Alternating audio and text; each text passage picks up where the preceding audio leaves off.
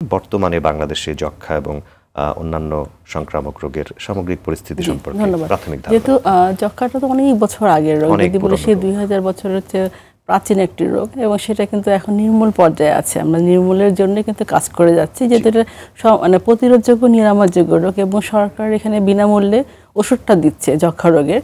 এবং যেটা সংক্রামক ব্যাধি যাতে একজন থেকে আরেকজনে ছড়িয়ে পড়ে, জনস্বাস্থ্যের জন্য হুমকি, এই রোগটা প্রতিরোধ করার জন্য এবং নির্মূলের জন্য কিন্তু আমাদের জাতীয় যক্ষ্মা নিয়ন্ত্রণ কর্মসূচি, স্বাস্থ্য দপ্তর মন্ত্রণালয়, তারা কিন্তু অনেক আগে থেকে কিন্তু প্রোগ্রাম করছে। এবং সেই আলোকে আমাদের প্রতিটা উপজেলায় কিন্তু আলাদা করে জিন এক্সপার্ট মেশিন যেটা আছে, অত্যন্ত ব্যয়বহুল, সেটা বাইরে কিন্তু অনেক দাম, মানে যদি বলি খরচের বিষয়টা, যদি জিন এক্সপার্ট টেস্টটা করি অনেক টাকা, 4 থেকে 5 হাজার টাকা, যেটা বিনামূল্যে কিন্তু সরকারি প্রত্যেকটা সরকারি হাসপাতালে করা হচ্ছে। যক্ষ্মা যেগুলো ক্লিনিকগুলো আছে সারা বাংলাদেশে, তো সেখানে উদ্দেশ্য হলো যাতে যক্ষ্মা রোগটা সহজেই প্রতিরোধ করা যায়, নিরাময় করা যায়। এবং 2030 সালের মধ্যে আমাদের লক্ষ্য, যেটা 30 সালের মধ্যে যক্ষ্মাটা একদমই নির্মূল পর্যায়ে নিয়ে আসা।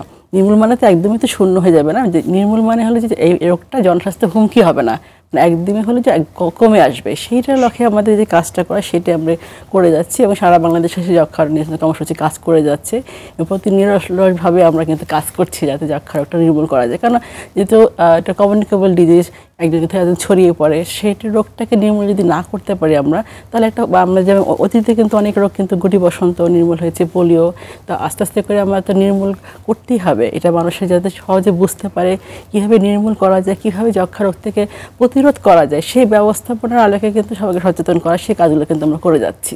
জি, অবশ্যই যক্ষ্মা রোগ নির্মূলের জন্য কাজ চলছে, এবং আপনি মোটামুটি বলেছেন যে আমাদের দেশে কিভাবে যক্ষ্মা রোগের প্রতিরোধ বিষয়ক বা চিকিৎসা বিষয়ক কার্যক্রমগুলো চলছে, সেগুলি নিয়ে আবারও আমরা আসব।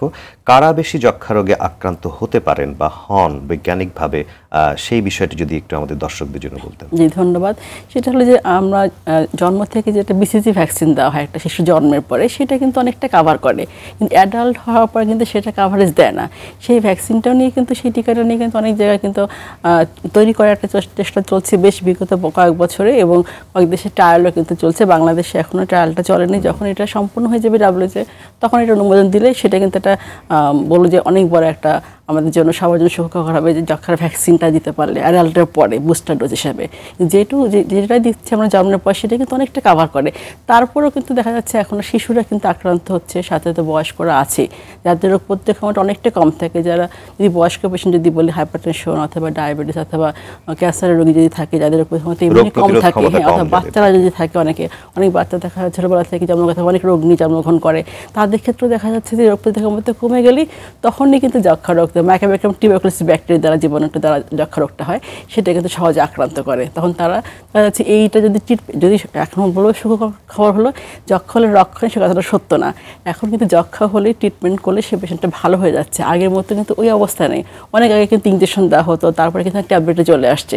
কিন্তু অনেকেই এখন পর্যন্ত আছে যে গ্রাম অঞ্চলে, প্রত্যন্ত অঞ্চলে, আমাদের তৃণমূল পর্যায়ে অনেকেই কিন্তু এখনও যক্ষ্মা হলে বলতে চায় না এবং ওষুধটা খেতে চায় না। কিন্তু আগের চেয়ে কিন্তু অনেকটুকু ভালো অবস্থানে আছে।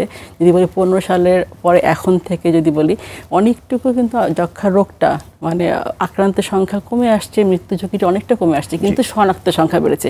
এটা একটা ভালো লক্ষণ। শনাক্ত বাড়া মানে সচেতন চিকিৎসকের কাছে আসছে, ট্রিটমেন্টটা নিচ্ছে, তার কাছ থেকে ছড়িয়ে পড়ার সম্ভাবনা অনেকটাই কম।